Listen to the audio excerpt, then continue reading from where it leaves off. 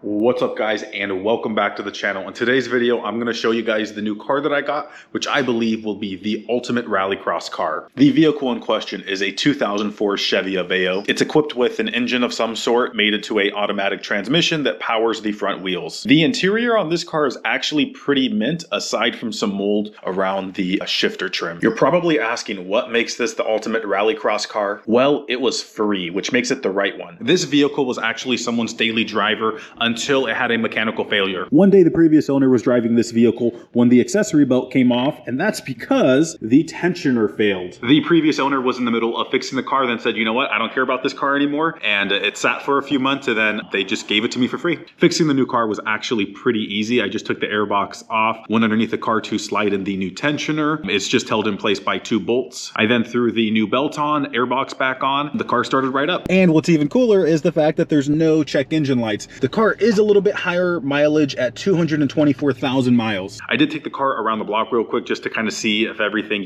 felt fine, and it did. I believe the radio didn't work, but other than that, it was good to go. I'm pretty excited because I'm into the car for a very, very low cost. So the vehicle itself was free. It was actually a coworker that gave it to me, and so that's why I was able to get it for free. There's that pre-existing relationship. I used my roadside assistance to get it towed to me, and I pay $100 per year through AAA. So that was $25 for the tow, essentially. I paid $50 for the new belt tensioner, so that brings me up to $75, and then I paid $25 for the new belt. So all in, I'm into that car $100. Regarding next steps, really the only other thing I plan on doing to the car is just changing out the oil. I mean, I think that's pretty cheap insurance and just makes sense to do. So that's going to cost me, let's say, an extra $40. So I'm into it 140 all in. And that's why I think it's the perfect rallycross car. I have so little into it that if something happened to it, it wouldn't matter to me. It's not like one of the other cars like the V6 MR2 where if something happened to the car, I have substantially more money into it. So that's going to hurt a lot more. I really want to rallycross the car, but I also want to get your thoughts on what I should do with it. And the reason I want to rallycross it so much is because that's just something I've always wanted to do, and I haven't had the chance to do it yet. I was talking to my girlfriend about it, and she's like, why not just keep it as a daily driver? It's really good on gas, and I do have to drive a little bit for work, so that does make sense. But the other thought popped in, like, why don't I just sell the car pretty solid the way it is? And, I could probably, I don't know, sell it for $1,000, $1,500. I don't know what the market is for an Aveo, so I'm not expecting a lot of money. But either way, if I ended up selling the car, it would help fund the MR2 builds. Definitely let me know your thoughts on the Aveo,